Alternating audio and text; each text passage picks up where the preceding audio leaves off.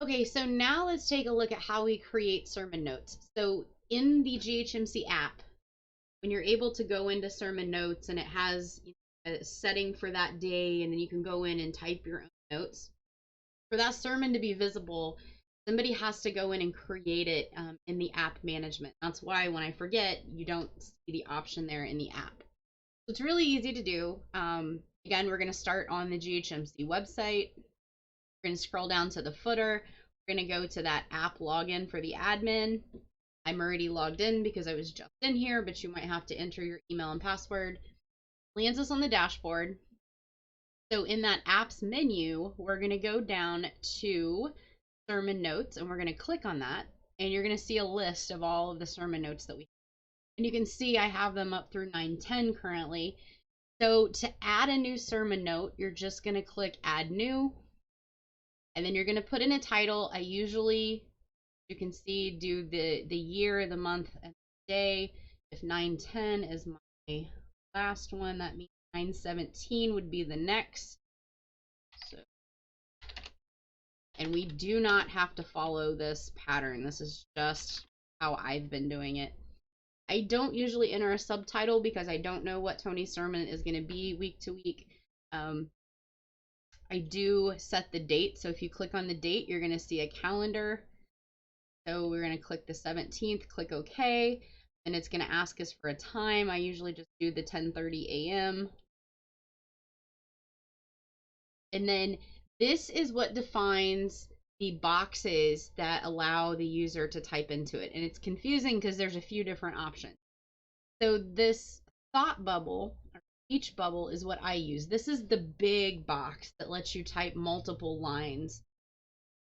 The second option is like a fill in the blank. So this is going to be like a one line only kind of thing. If we knew what Tony's sermons were, we could type out notes or like do a partial point with a fill in the blank box that people enter. Or I think you can select Dropbox options as well. We don't do that level of planning. So what I've been using is just this speech bubble.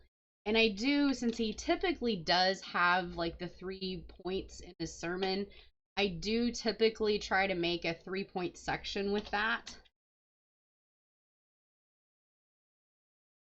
But then I know that, there's also other things that people like to take notes about. So I'll just put in, 3 or 4 of these. So there's plenty of space.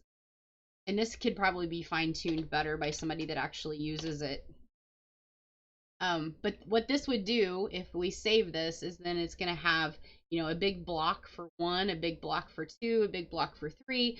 And then down here, you're going to have, 4 additional big blocks that they can just type anything into. So once you put that in, then you click save. Now you'll see that it's listed here as well. Now, I've been trying to do this a month at a time, but then I forget and lapse. And I've done a couple of examples here in the tutorials. So if this is too much and you as a user realize it's hard to find the day that you actually want, you can come in here and delete these. If we've got somebody that's going to be a little more able to keep up with them on a week or 2 at a time level, I don't have any rules or guidelines. Whoever wants to own this, I'm totally going to let you have it and manage it the way that. But that's it. As far as creating sermon notes, this would instantly be available in the app. Then people will see it.